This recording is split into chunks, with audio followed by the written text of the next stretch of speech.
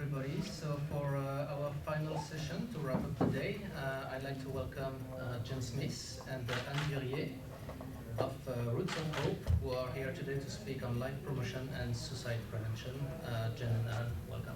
Thank you. Thank you. I can introduce the session. Okay. Yeah. Okay, hello and welcome everybody. There was no session detailed description in the program, so I just thought I'd read out what didn't quite make it for the printing deadline. So Anne Duriez and myself, Jen Smith, are community coordinators for the Roots of Hope Suicide Prevention and Life Promotion Initiative. Erin McQuaig, who can't be here today, is the wellness manager for the Trundlebuchan First Nation and is a partner with me in this work. Anne's work takes place in Meadow Lake, Saskatchewan, and my and Erin's work takes place in Dawson City. We are going to speak about our experiences shaping community action plans in these different northern contexts using community-based and strength-centered approaches. So we're going to share some broad themes and action areas central to suicide prevention and life promotion, and we're very happy to have this wonderful audience today. So Anne will start by presenting her work, which has been going on for 4 years in Meadow Lake, Saskatchewan, and then I will come and talk about my work that has been happening for 4 months in Dawson City.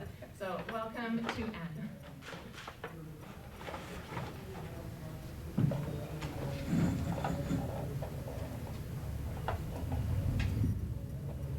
Thanks, Jen. Jen's going to change slides for me. I don't have a clicker, but I wanted to introduce myself first of all. So as Jen mentioned, I'm the Roots of Hope Community Coordinator for Meadow Lake, Saskatchewan, and 11 surrounding communities.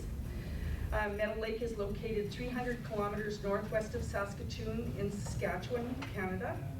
I'm employed by the Saskatchewan Health Authority, and I have coordinated the Roots of Hope project through the research demonstration phase of the project with the guidance and support of the Mental Health Commission of Canada and the Saskatchewan Ministry of Health. I have a Bachelor of Social Work degree, and I'm currently working on completing my Master's of Social Work. I have a keen interest in learning how the social determinants of health influence suicidality. During my career, I've worked in population health promotion, mental health as a mental health clinician for children and for adults and youth.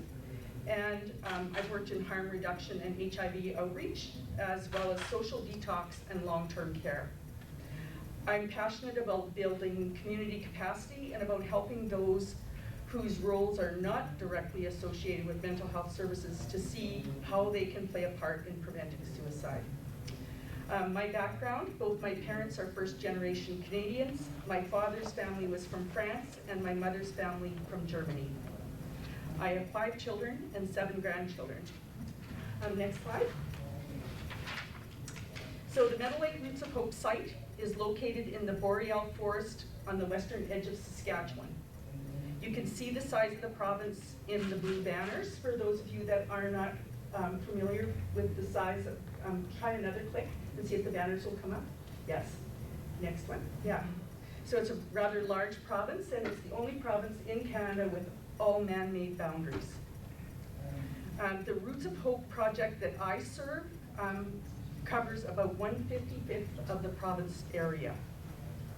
Saskatchewan is considered to be a prairie province, but it has a large area of shield and parkland and about 100,000 lakes. Saskatchewan has a commercial fishing industry in addition to farming, ranching, tourism, and resource extraction. On the map of Canada, Saskatchewan is in the red on the left of the screen. And the red arrow on the Saskatchewan map indicates the Meadow Lake and the area of the province supported by this project. Next slide. So this is a list of the communities that I serve, and when you look at the brackets there, you'll see that the first set of brackets is the population of the communities according to the 2012 StatsCan census, and the other bracket is the average age of the population. And one of the things I'd like you to note is the difference, the young age, relatively young age of the First Nation communities. So there were 12 communities included in the research demonstration phase, so the top 12 on the list. And the overall population of the 12 communities is about 12,000 people, plus the residents of the rural municipalities. The First Nation communities are all Cree communities, and Green Lake is a predominantly Métis community. The population of Meadow Lake is approximately 33% self-identified Indigenous people, and there's a significant immigrant population primarily from the Philippines. St. Walburg and Pierceland at the bottom of the list were added to the project since the end of the research demonstration phase, and that adds about 1,300 people to the population that we serve. Next slide. So COVID for us represented a change point in our project. It became an opportunity to consider what we might do differently to achieve project goals amidst the restrictions implemented to limit the spread of COVID-19. So implementation challenges during COVID included having to adapt how we work. I'm sure many of you are familiar with all of the hoops you had to jump through. We had to accept poor access to technology for some partners, patience with getting technology in place, postponing activities such as mental health first aid training sessions that are an important part of our work plan. We continue to struggle with training aspects of the project because many of those who are trained trainers are busy with other healthcare roles. Training for trainers such as the mental health first aid, which is offered through the Mental Health Commission of Canada, is offered at this time only so that trainers become equipped to train virtually. And as a result, we're holding off on offering the training because we don't want to lose the opportunity for participants to connect and network with each other. There are advantages provided by face-to-face training in local contexts, and people knowing who else knows the stuff or who they can go to for support is an important piece. Another challenge was that youth were not accessible during COVID restrictions. Students were taking classes from home, and youth on and off reserve were either closed or restricted their activities. Due to lack of technology, Wi-Fi access, and cell phone coverage, more persistence has been required to engage partners in communities associated with the project. Sometimes there's no substitute for face-to-face contact, especially during the relationship building phase of a project. And that has been a really key component of our work and of almost any community-led work. COVID restrictions meant that communities were close to staff that normally travel to communities to deliver services. So many of the communities, especially the First Nation communities, but also the communities that are settler descendants, they often rely on staff who travel into the communities to deliver services. Those things were really curtailed by COVID. For one project, we found service providers who took resources into the communities for us. That was, our first challenge. And then we learned that those resources were never distributed in the community. Our researcher had designed a survey to determine the impact of that campaign and included a question about the community the survey responses came from. Some communities were not represented in the survey results at all, despite there being a really good prize for completing the survey. So that's how we knew that those communities never saw the resources. A men's event being planned for November 2020 was canceled. We refocused our efforts, and cancellation of that event might have turned into a blessing in disguise. I like any other opportunities to use a strength-based approach. The first step for us was to think differently about the opportunities amidst the implementation challenges we faced. Next slide. So there's opportunities involved with having to pivot as well. So we often think about these things in terms of the challenges that something like that presents, but there are opportunities. And for us, our first step in pivoting was to think about ways to prevent youth suicide attempts and suicides while not being able to work directly with youth. At first, that seemed like a really discouraging and daunting task. Not knowing how long COVID-19 would impact suicide prevention efforts led to exploration of upstream approaches using questions such as, Who or what are the key influencers of youth? Who are the natural supports remaining in communities? Who could be natural allies in changing the narrative about suicide? Because in our area, stigma is a problem. And sometimes it's not just that they don't talk about it, but it's how it gets talked about. So there's, different ways that stigma can be a problem. The other question was, how can we improve access to mental health care?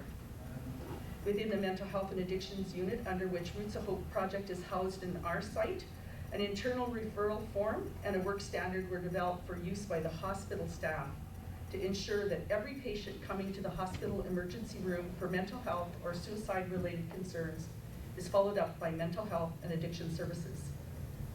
I receive the emergency room stats each month for suicide attempts and related concerns. The focus on continual improvement of process between the ER and mental health and addiction services has included audits of file numbers that indicate somebody has revisited the ER more than once for a related concern. The goal is to ensure that patients are being referred to mental health services during their visits to ER.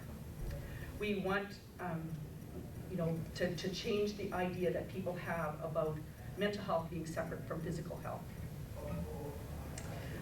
File audits have been showing that the process is working, that most people coming to the ER with suicide-related concerns are getting properly referred to mental health services. Previous to this work, patients were being asked for separate consent for referrals to mental health, and they were often denying consent. We have begun interpreting the standard consent for treatment in the ER as consent for referral to mental health services. So just like the doctor doesn't ask for separate consent to send somebody for an x-ray, we're not asking for separate consent anymore to refer somebody to mental health. They will have another opportunity to refuse services if they still wish to refuse. But we wanted to have that kind of warm handoff, that warm contact with somebody in mental health. It's one of the things that we're learning is that when people don't know what to expect, they don't reach out. We're hoping that with changing how we do consent around mental health, that we're removing that idea that is the unspoken element that maybe being referred to mental health is especially embarrassing, or that it's somehow a concern that needs additional consent, instead of just that mental health is part of health. So hopefully we're moving the needle on the stigmatization of mental health concerns. We have the ability to reallocate financial resources from planned projects to ones we could deliver amidst the restrictions. That was a real strength of the way the Roots of Hope project was set out. And the Roots of Hope pillars, which I'll talk about a bit later, kept our efforts focused but flexible.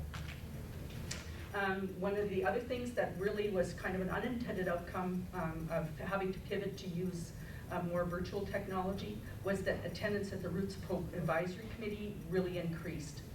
So that using that platform meant that people like our pharmacist could continue to work while participating in the meeting. And people from outlying communities could also participate without traveling, and that's a big deal for some communities. Next slide. So here I'm talking about the 5 pillars of the Roots of Hope project, and that was our framework for action. So you'll see under each of the different ones there, some of the different projects that we did under each pillar. I'll talk a bit about some of them a little more. So some of the activities in each of the pillars were implemented before COVID-19 emerged. Some of our best work, though, has been the result of shifting to accommodate what we could still do without direct contact with youth. Activities under the different pillars included partnering with a community agency to offer grief support groups, and we developed We Care kits. If somebody wants to know more about that, you can ask me for that. And these kits are given out by mental health and addiction intake workers when they encounter somebody who has suicide ideation or has made an attempt. And it's also given out by the ER staff, sometimes by hospital staff if somebody else missed it. And the basic premise behind the We Care kits is the message from the community: we care, your life matters. and provides lots of different resources to people and information. One of the things I'm not sure that I thought about with the We Care kits is that often when people come to the ER to be seen about a suicide-related concern, they're there a long time and they're bored. So they will sometimes read the stuff that's in that We Care kit when otherwise it just might get tucked under the seat of the car and forgotten.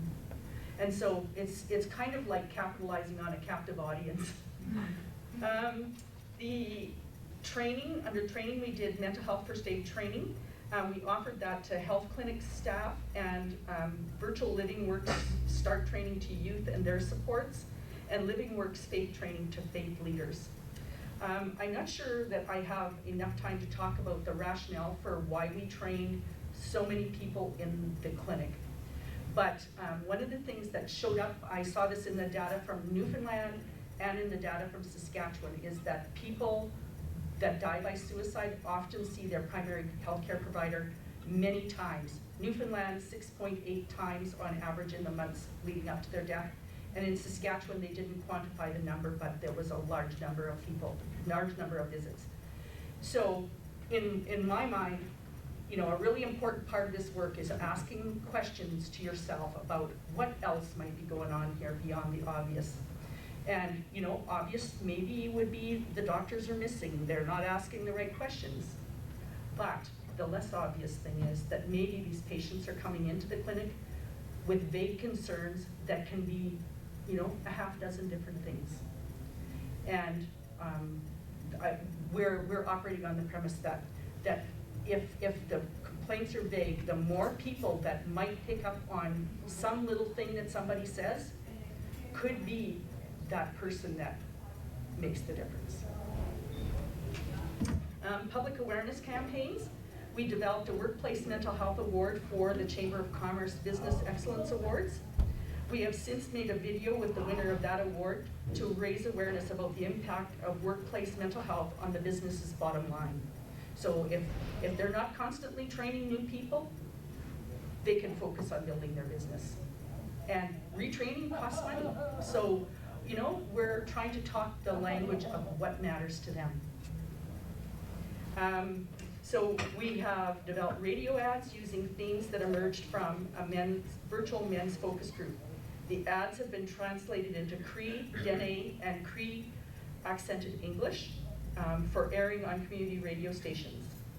We're currently planning to screen the movie The Grizzlies this coming week for school students.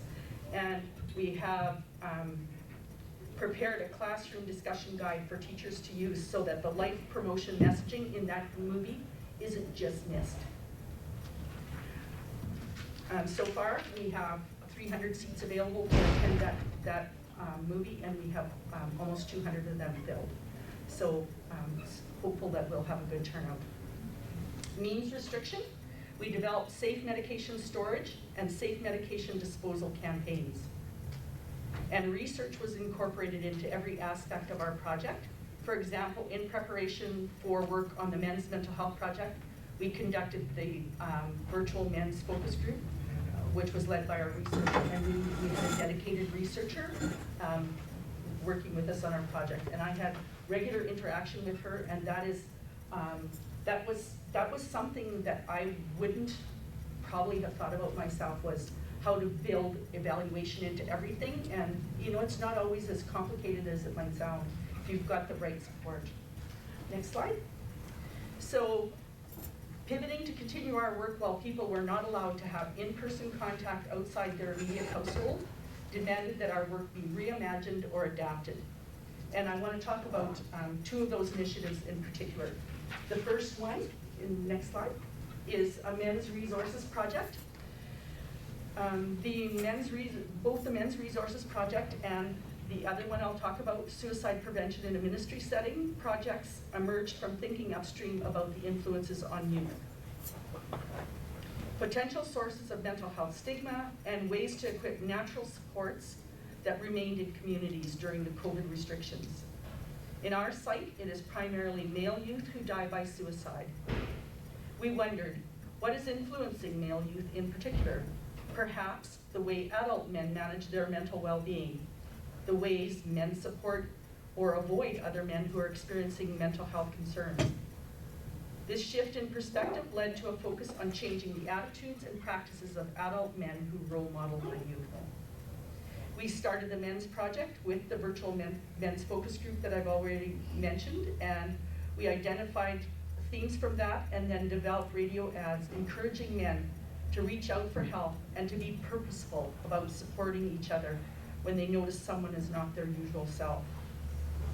COVID-19 seemed to be our ally in making it okay for men to talk about not being okay, in terms of stress and other kind of things that emerged because of COVID. From the focus group, we learned that some men resist getting help for mental health concerns because they don't know what to expect when seeking services. In response, we recorded and aired interview clips from local men about their experiences with reaching out for mental health support. 3 of the radio ads, as I've already mentioned, have been recorded by a second broadcast group in Cree accented English, Dene, and Cree for airing on 62 community radio stations. One point I'd like to make about this particular addition to our project was that we were already running those ads in English. And because we had an advisory group, someone in that group said, do you know that these communities all have their own radio stations? I didn't. And so I approached that radio station, and now we have the translated ads running. And so the reason I mentioned that is to highlight how important it is to have those people informing a project like this. The radio ad evaluation was conducted during a Broncos provincial playoff hockey game. We knew it was going to be an opportunity to have a lot of people in one place, and so there I was, hitting them up as they went by to get into the we included a question about events of interest on that survey, which has resulted in plans for an event with a mental health focused comedian who will incorporate some of the themes that emerged in the men's focus group into a shtick. Next slide. This project, the suicide prevention in a ministry setting, COVID restrictions resulted in the usual mental health professionals being unable to travel to communities. Faith leaders are present in all of the communities, whether formally affiliated with the church or not. Literature shows that most faith leaders have inadequate training in suicide prevention or for responding to the needs of families in the aftermath of a suicide. Even in our secular society, faith leaders are among the first people sought to provide support and comfort in difficult times, including when mental health concerns emerge or suicide occurs.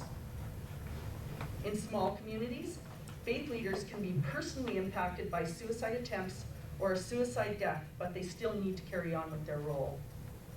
One pastor in our project shared his experience of having to conduct a funeral for someone who died by suicide while he was in the early days of grieving the suicide death of his best friend.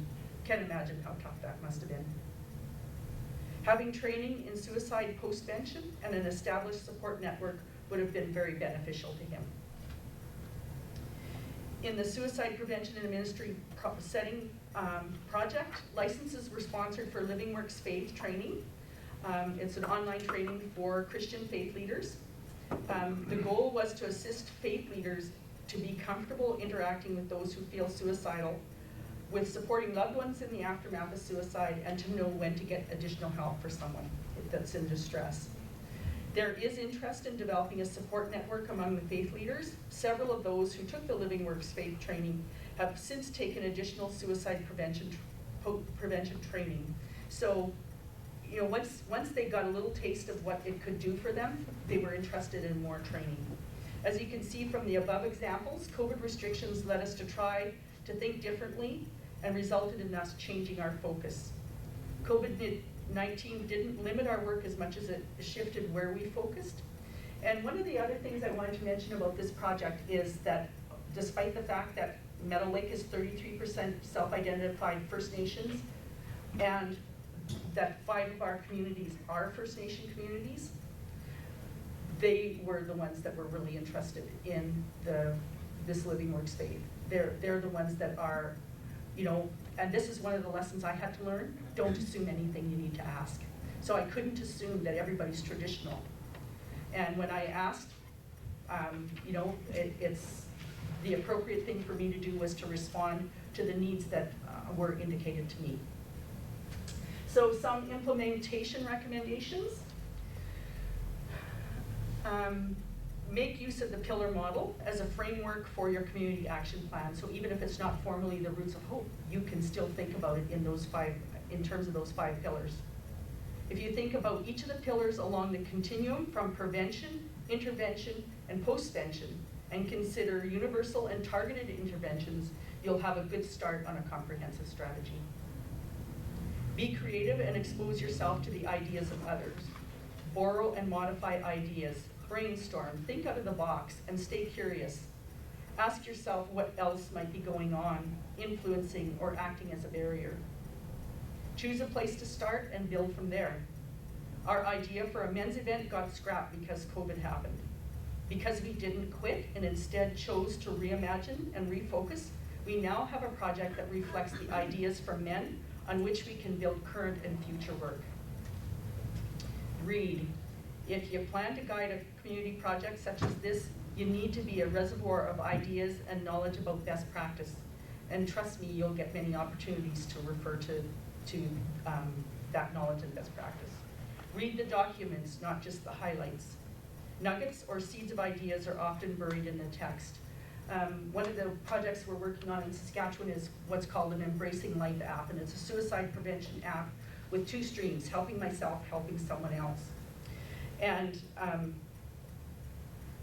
you know, we have lots of reasons for sharing that. And then the provincial auditor's report came out, or not provincial auditor's report, pardon me, the Saskatchewan Children's Advocate report came out. And one of the things that was buried in the text in that document was that people, like professionals, are sending suicide safety plans to the people that are identified, particularly by the youth, you know, out to them, or, you know, asking the youth to give them a copy of that suicide safety plan, but those people don't know how to help. And so now we know that clinicians, one of the things they can do is offer that Embracing Life app along with the suicide safety plan, so that they at least have a place to start, to know how to start the conversation and that sort of thing. Remember, if you want to win friends and influence people, you get more flies with honey. Share the glory and give credit where credit is due. And in community work, there's no substitute for sharing the glory. Build capacity within the community often means relationship building with a partner is extended to intentionally supporting relationship building between partners who have never had reason to work together before. And according to Joseph and Joseph, when working with Aboriginal people who often have an oral tradition, it's extremely important to keep verbal commitments. I'd like to add that you can't go wrong with keeping verbal commitments, no matter who you're working with. It's a personal integrity issue, and that's an important aspect of building relationships and credibility with anyone. Some implementation recommendations, next slide. So these are some of the roles included in our advisory committee, and we selected them to achieve both a broad and specific representation of knowledge and perspectives.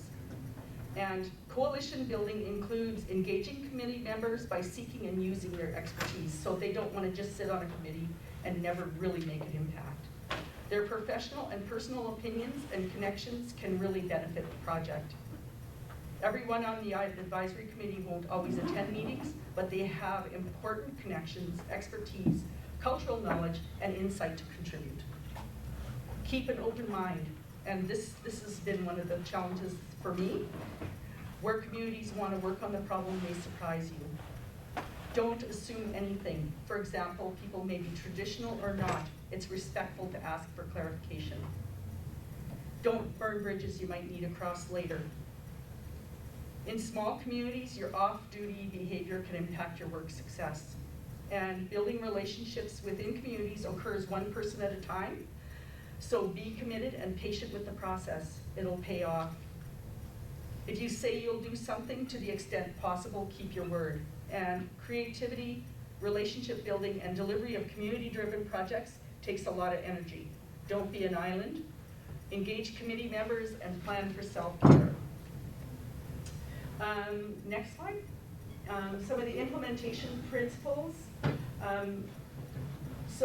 Oops, this was the same slide. There, implementation recommendations. So these are guiding principles that were provided to us as Roots of Hope coordinators by the Mental Health Commission. And I want to talk just about the ones that I've highlighted there, because you could go on all day about this. So the comprehensive principle, keep all the principles in mind. And collaboration and coordination. You need to be willing to build relationships by working on what the community identifies, even if it's a bit challenging to see the connection to suicide prevention. So that might be housing, or a positive ticketing campaign, or the emergency measures organization. They might be interested in having you there as a mental health resource. Culturally appropriate. Ask communities what they need. Don't tell them what's needed. Accept that you will need to build trust in culturally appropriate ways. Sometimes being culturally appropriate will mean you'll need to work outside of typical office hours as a way to signal the importance of a community event. And measurement and evaluation, build it in from the start. So what's next for the Roots of Hope? Next slide. The research demonstration phase of the Roots of Hope project ended March 31st, 2022. We now have moved into the scale-up phase. And the province of Saskatchewan has developed the Pillars for Life project based on the Roots of Hope 5-pillar model. Exactly what that'll look like is still in development. And I'm sure that some of the successful components of Roots of Hope will be incorporated into a province-wide scale. At the local project level, we have expanded to include 2 more communities, as I mentioned, and one community is heavily impacted by a suicide and a murder-suicide in recent past, and the other makes sense geographically.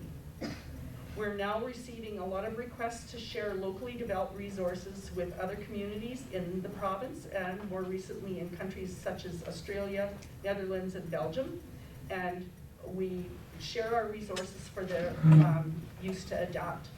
And with that, I would just like to thank you for inviting me here to present on the traditional territories of the Kwanlin Dun First Nation and the Taanquatchon Council. Thank you.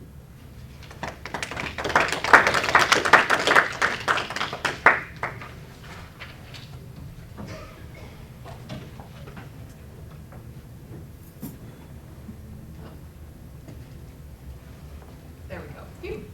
Okay, you need me to switch sides? I'm going to try and bring the microphone here so I can change Okay. as I go. Hi everybody, my name is Jen. I'm going to see how long this cord is. I think it's good. Welcome to this presentation. I've prepared about 20 minutes, so I would think perhaps 25 minutes for your time. I know how important time is, but it is 10 to 5, so I'll do my best to focus on the things that are most interesting, which is probably what's happening in the Yukon. So to introduce the title, more on this shortly, but the title of my presentation is Nihe Dinch E Ji Witazo, which translates in English from the Han language to It is better when you are with us. So Roots of Hope in the Yukon, we just learned so much from Anne. Thank you so much, Anne. And Anne has been doing this work for 4 years. My job started January 31st, and my work in Dawson started with initial relationship building in May and a formalized partnership in July. So this is very much new. My role is placed within mental wellness and substance use services, within health and social services in the Yukon government. And early goals as I came into this job and in conversations with my manager and director were to pilot Roots of Hope in the Yukon. I'm a representative for the territory, or a community coordinator for the territory, which is geographically very difficult, to pilot Roots of Hope in communities in the hope of developing a local Made in the Yukon model that could inform and hopefully inspire communities to communities as opposed to starting this work in Whitehorse and moving it out from there. This has been very well received in early conversations. So of course, my early steps were learn, and I learned as much as I could from the Roots of Hope model. I received permission to change the wording in the Yukon from 5 pillars to 5 branches. It seemed very weird to use pillar in Dawson where there aren't really pillars, and there are of course a very strong colonial metaphor with the word and the building of pillars, and also often associated with the uprooting of trees. So you'll see in the wording for Dawson, I use the term branches instead of pillars. And also knowing that Roots of Hope comes from a sort of Western psychologically informed standpoint, I turned early, like week 2 of my work, I started exploring Indigenous-led initiatives. This led me to, and just a plug for tonight, some of the youth who developed a life promotion toolkit by Indigenous youth are speaking tonight at the Duriez Center for a sort of Yukon public audience, and tomorrow at the conference. They are amazing. Go see them. I learned a lot from them electronically early on, and from a number of other initiatives here, and of course from mentors such as Anne. Anne doesn't have any task associated with mentoring people, but we've been meeting monthly for discussions that are often 2 hours long, just working through things, and that's been extremely beneficial.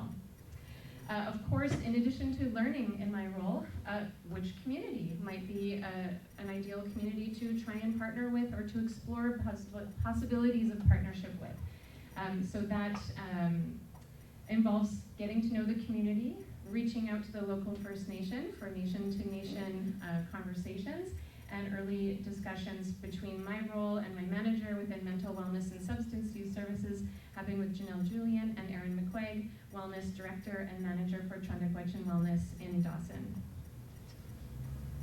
Happy to report there is a formalized partnership, and in the front row here we have Chief Roberta Joseph from Chundakwetchin and also Clara, Councillor Van Bibber, who are both been part of projects last week in Dawson. So thank you for being here, and an extra welcome to you. So how did this partnership come to be?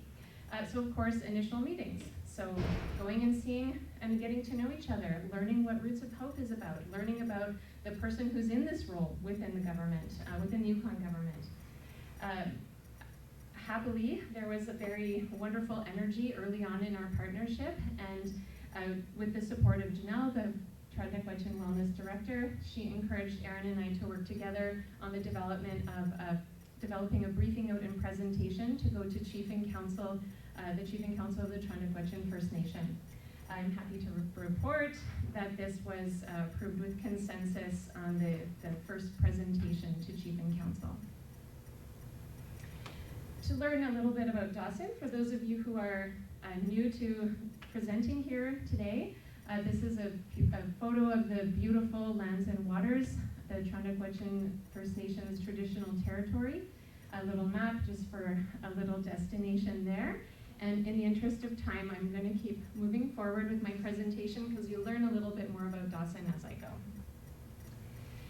So just a couple of photos. So Dawson, here's a photo of the Chundakwetchin First Nation government buildings and an aerial view of the town from a different angle. The population of Dawson is around 2,000, 2,400. Statistics online vary. This balloons significantly in the summer when mining and tourism industries grow, and wanes somewhat in the wintertime. So when we presented to this partnership to Chief and Council by way of a briefing note and presentation, what we had agreed on, Erin McQuaig and I, was to present a hybrid approach where we took inspiration from the framework offered by Roots of Hope with the 5 branches that we learned about in Anne's presentation, and layering on a life promotion lens, inspired very much by Indigenous-led work in suicide prevention and life promotion. And so our recommended approach is written here, a blended approach whereby the Roots of Hope framework is combined with a life promotion lens that integrates Indigenous perspectives and worldviews into this work. So this was our first step moving forward. So a quick note on what life promotion is. Again, to learn more, please come and see Connor, Gabrielle, and Marshall speak tonight at the Duriez Center and tomorrow here. They are part of an initiative called Wise Practices with the Thunderbird Partnership, and this really takes a very, it's not new, a very important and powerful approach to suicide prevention, which is actually to not talk about suicide that much at all, but rather to look at grounding ourselves in hope, belonging, meaning, and purpose. It is an approach that highlights living well, on connecting, and looking at integrating intergenerational wisdom and strengths from relations who came before us. So a life promotion lens connects to ancestors. I feel like I will mention here I'm a settler with Mennonite and Canadian American British roots, so I'm new. I'm not a Trandagwetchin citizen, I'm not First Nations, and so these are set as we, but that's because I'm pulling from those websites. I'm not representing myself in that we when it refers to Indigenous peoples here. So a life promotion integrates stories and wise practice that connect us to land, community, ceremony, medicine, and more. And this is a quote from Elder Ed, who is one of the elders that works with the youth who will be presenting here tonight and tomorrow. So to read that out here, the knowledge and wisdom of our ancestors from before colonization created healthy lifestyles that frequently led to our relatives living much longer and healthier lives than many of us experience today. So really grounding life promotion work in knowledge and ancestral knowledge. This quote here from Carol Hopkins was a very powerful quote for me in my early work. This is again from the Wise Practices Initiative, and she says very clearly, again the we being her as an Indigenous leader, we've listened to First Nations youth across the country who said that the conversation on suicide prevention that is focused on death and dying is not helpful to them. They want to focus on how to live life. So that is what Erin and I really brought to the forefront of our proposal to Chiefing Council in our early community meetings. So what have we been up to? This is the fun question. So prior to the briefing note that was sent to Chiefing Council, a community consultation was held to invite input from people in Dawson. Erin, representing Trandagwetchin Wellness, was very clear that this initiative was for all Dawson, all people who live in Dawson. We had wonderful turnout. We had a lot of people come from Trandagwetchin Wellness, from the Youth Center, the Trandagwetchin Youth Center, the Dawson Women's Shelter, Clear Yukon, faith leaders, and of course my colleagues in mental wellness and substance use services. This informed the approach that we suggested to and was approved by Chiefing Council. One of the very exciting early steps for us was to find a name for this initiative. So Nihe Dinche Ji Witazul means, as I shared in the opening slide, it is better when you are with us. But there's a really fun and powerful story behind how we came to this messaging in the first place. The hashtag We Need You Here is from the We Are Native organization out of the United States, and they use this in their own suicide prevention and life promotion work. This was pointed out to me by one of the community members, by one of the women who works at the Women's Shelter in Dawson, as something that had guided her in the past when she was running programming for World Suicide Prevention Day in Dawson. I wrote to the We Are Native folks and said, hi, my name is Jen Smith, positioned myself to the work and asked permission to translate in partnership with Trandagwetchin the phrase, we need you here, into the Han language. They wrote back with like 15 emojis that were like super celebratory and happy, like, yes, this was the best email I've received in a long time, please move forward.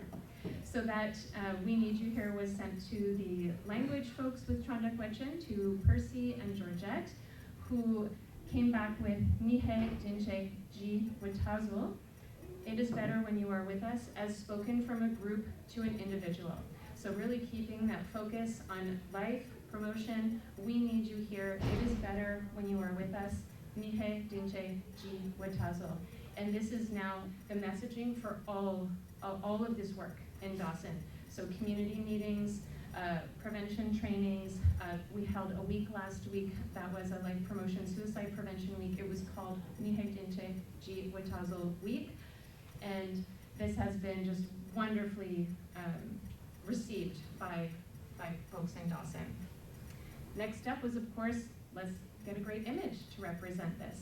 So River Doucette, who's one of the youth workers for Chunagwechin Youth Center, was, the colors aren't showing here, but this is fireweed. So this is like bright green, bright pink, and bright green. And she sketched out, I think, like 25 different possible images. They came to share that to a community consultation, gathered input, and then worked to revise a drawing that was then handed over to a graphic designer to make into a vectorized image. And we've printed up hoodies, t-shirts, stickers, postcards, and all kinds of things. I learned last week the power of hoodies is very real. Everybody wanted a hoodie. So opening events, so one of the opening things that Erin and I collaborated on was the development of the Nihe Dinch'e Witazo Week. It is better when you are with us, Life Promotion Suicide Prevention Week. There was a wonderful opening and closing grounded in Chunagwechin culture and practices. We had opening remarks from Chief Roberta Joseph, an opening smudge and prayer from Councillor Van Vipper, who are in the room here today. That really opened our week on this very grounded and sort of clear vision note. Programming last week included programming specific to raising awareness about suicide and the importance, and some tips on how to open conversations and to address the fears sometimes of sharing thoughts or asking if people are having thoughts. There was also programming on grief and loss. Art, sewing, and crafting were part of every event last week. If this was a more presentation-oriented delivery, there were little feely hearts that people could sew to keep their hands busy or their minds busy, their bodies busy, and to keep that focus. We held a remembrance fire with support with an elder from Gladys. There was men's mental health programming for men only. There were sessions on a harm reduction game show with prizes, as well as an opportunity to drop in and learn more about harm reduction and more. Amazingly, this last week really showed the coming together and the power of community in Dawson. Programming was offered, yes, by Chunagwechin Wellness and by Mental Wellness and Substance Use Services, the formal partners in this, but also we had programming from BITE, which is a By Youth for Youth NGO here in Whitehorse. They offered presentations in kind. The Dawson Women's Shelter participated, and also First Nations health programming. And we were in conversation with Queer Yukon as well to have programming, but the main person who would have done the presentation was on vacation last week, so that is something that we will be building into monthly programming moving forward. So they were included in the development of that week, even though programming was not delivered specific to that last week. So lots of amazing support, and something we felt very passionate about was layering in support so that if people were upset or needed one-on-one support or counseling, that at every event throughout the week, there were people there, counselors, social workers there to offer that support on an as-needed basis, and to just establish the spaces as safe and brave spaces as much as possible. And of course, food and meals were provided. So there was a lot of food for thought, and there was wonderful and amazing food for the body. I'd like to just say a big thank you to the Kijitinjo Youth Center staff, and also to Chunagwechin for allowing us to hold this week in this amazing and brand new youth center. So that's a photo I took last week. You can see we had beautiful weather, and this is a photo of one of the workshops here. So a little different than this format we're seeing here, with kind of rows of seats pointing to a PowerPoint. I think there was no PowerPoint presentations last week. There was a lot of sitting in circles, speaking to each other, and a lot of crafting and informal sharing. So masicho to the youth center staff, masicho to all presenters, and a special masicho to Grace and Trudy, who were the cooks who had snacks and warm, nourishing meals the entire week. And the timing was almost perfect, where one of the youth who's here to present the Life Promotion Toolkit, Wayne Yukoner and Gabrielle and Marshall will come in here this week. And so Chunagwechin Wellness and Mental Wellness and Substance Use Services invited them to come up to Dawson. Connor's schedule allowed to add some extra days. They are all missing university this week to be here, so they're very organized with their studies. And this was absolutely amazing. A little tricky thing was At the 11th hour, the Yukon government declared Monday a holiday, and then Chandakwachin followed about 48 hours later. So we were stuck with this amazing opportunity for life promotion programming, and everyone who was due to attend now having a stat holiday. So this was a unique challenge and a very strange stat holiday to try and work around, and we found just the best way. So Erin suggested, well, we talked it over, and I thought, well, should we just drive out to the tombstones for the day? And she said, yes, that sounds great. So a team mixed of her, so the wellness manager, as well as a number of the youth center workers, myself, and Connor drove out to the tombstones.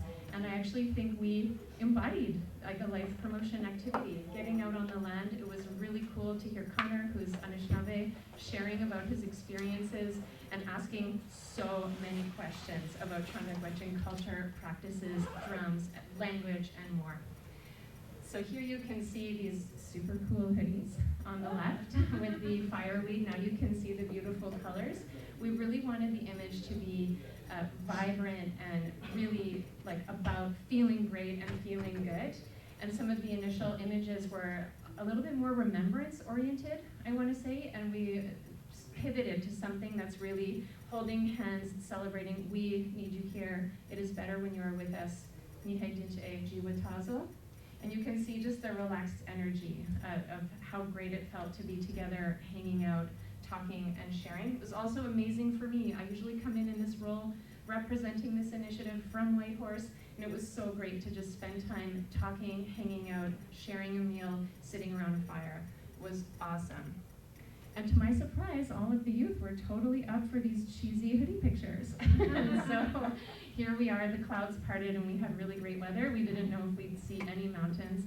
And so here we are with our sweatshirts, and the message, the Nihedincheji Wetazo, is along the sleeve. And Erin suggested that we intentionally not translate that into English, that we keep it in Han so that it becomes a conversation all around town. So there's a lot of t-shirts, might have to wait till summer to see those now, but there's a lot of t-shirts and message received. We're going to be ordering more hoodies soon.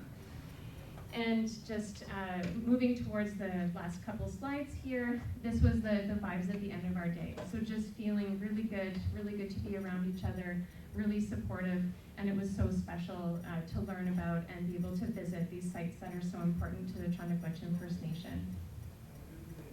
So what's next? Well, yesterday, no photos because this was submitted on Monday, Connor presented on the Life Promotion Toolkit to youth center staff, Chandakwachin wellness staff, and it was awesome. The feedback was incredible. He ran a few activities for us to do together. We sat in a circle. It was amazing. So I strongly encourage attending that session tomorrow, 12:45 to 2:15. These youth are amazing, doing amazing things, and already I think there's some job offers trickling through. Hey, what are you doing next summer? Want to come work for Chandakwachin Wellness? So in about a month, a very short-term plan, we're going to have Nihedincheji Wetazo Training Week, where free assist, safe talk, and awareness talks for youth are going to be offered for free in Dawson at different times of day and in different locations. So folks who, for example, work 8:30 to 4:30 with a government job that supports these trainings can probably come on paid time.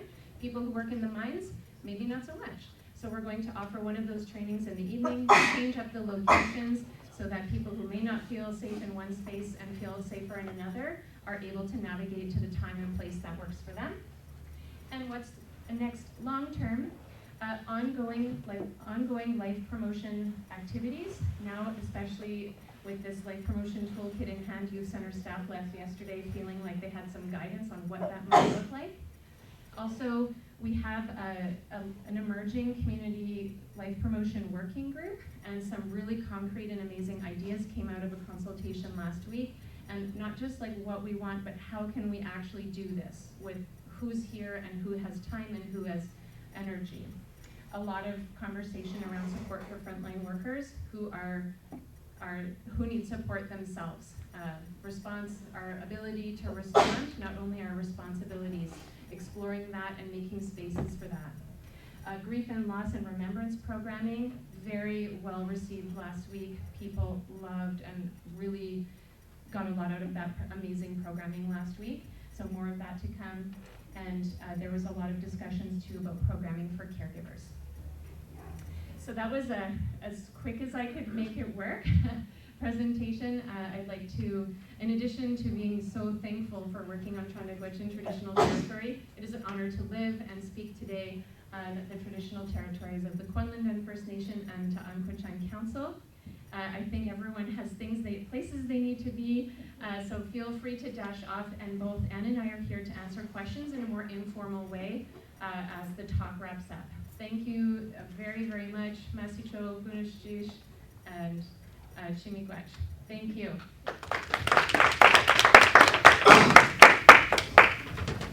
So everyone just remember that the conference starts tomorrow in that room at 8:30. It will be in that room all day.